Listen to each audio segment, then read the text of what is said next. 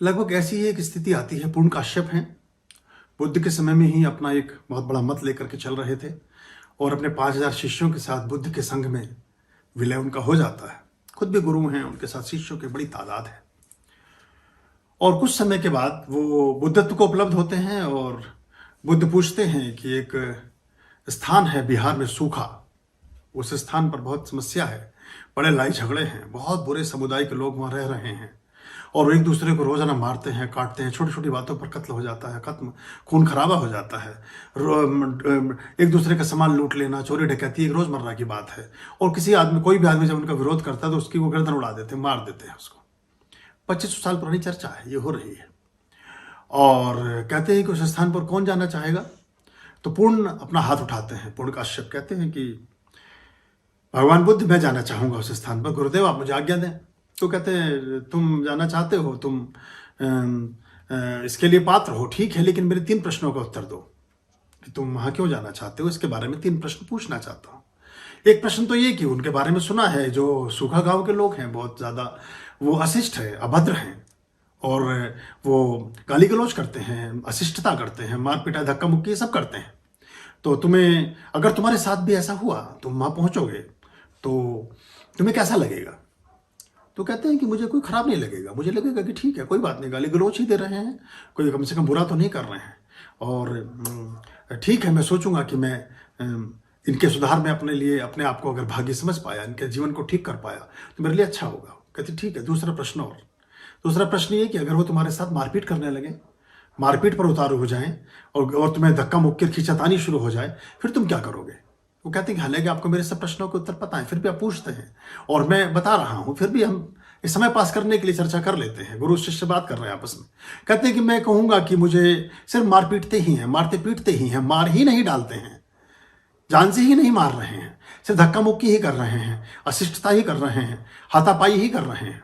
बुद्ध मुस्कुराते हैं, कहते तीसरा और अंतिम प्रश्न, क्या करके भी ऐसा घटना घटे, तुम्हारी किसी बात से वो इतने उद्वेलित हो जाए, इतने विक्षिप्त हो जाए, इतने परेशान और इतने हलकान हो जाएं कि तुम्हें मार ही डालें जान से, तो तुम्हें कैसा अनुभव होगा। तो पूर्ण कहता है कि मुझे ऐसा लगेगा कि जैसे इस मेरे जीवन में मुझसे बहुत सारे दोष हो सकते थे, मुझसे कोई पाप हो सकता था, मैं कितना असत्य बोल सकता था, मैं कितने जीव जंतुओं की हानि और उनके जीव हत्या का कारण बन सकता था। उस जीवन से मुझे मुक्ति मिली और मैं मोक्ष की तरफ गया, तो मैं उनको प्रणाम करूंगा और धन्यवाद देकर के आगे बढ़ जाऊंगा।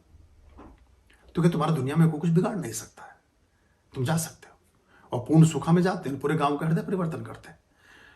एक्चुअली जो हिंदू है, हिंदू ही धर्म है, हिंदुत्व ही, हिंदुइज्म ही धर्म है और हिंदुत्व ही धर्म की एक धारा है।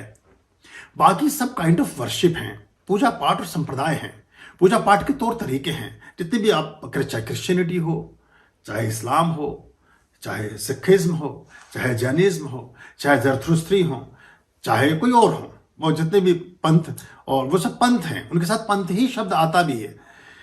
तो कुछ निश्चित पथ, तो आप उनमें कुछ कुछ वो ऐसे समय पर उपजे हैं, ऐसे समय पर जन्मे हैं जब परिस्थितियां कुछ विशिष्ट थी, कुछ अलग तरह की सामान्य परिस्थितियां नहीं थी।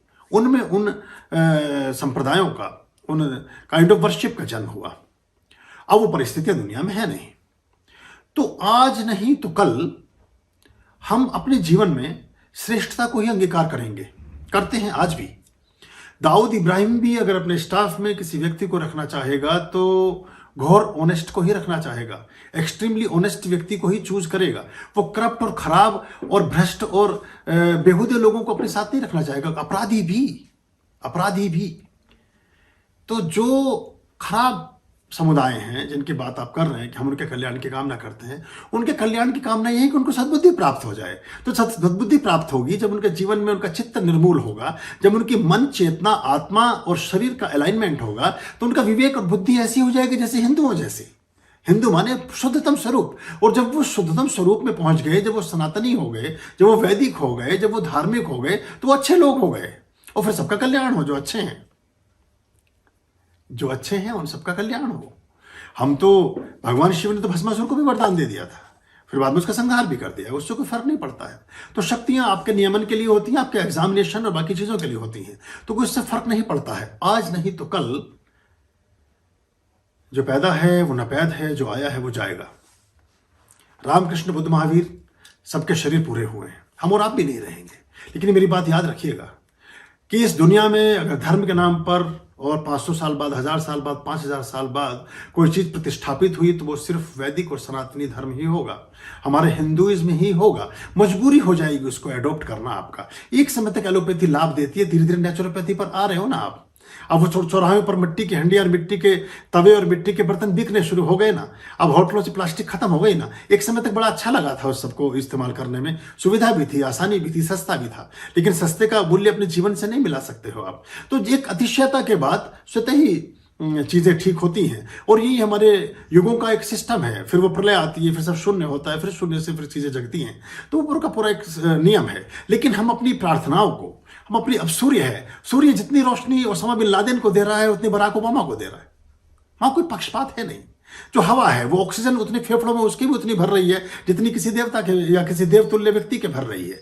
तो इन चीजों को अगर हम अपने जीवन का एक हिस्सा बनाएं, और जब हम ये कामना करते हैं कि सभी की बुद्धियां सब हो, सभी की बुद्धियां शुद्ध हों, सभी के मन शुद्ध हों, सभी की चेतनाएं निर्मूल हो जाएं और सभी चैतन्य प्रभुत्व की ओर अग्रसारित हो जाएं, तो उसमें सब आते हैं।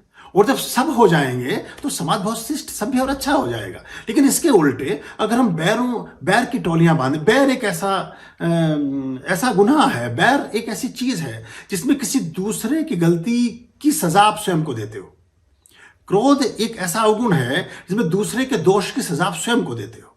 तो बैर नरक का द्वार है। हर समय बैरी आदमी हर समय जलता रहता है, एक संताप में और एक संशय में और एक चिंता में, और वो चिंता उसको चिता तक ले जाती है। तो वो चिंताओं से बचिए। जीवन है हसीबा खेलीबा धरीबा ध्यानम। अपनी श्रेष्ठता के साथ अपने जीवन को जिए।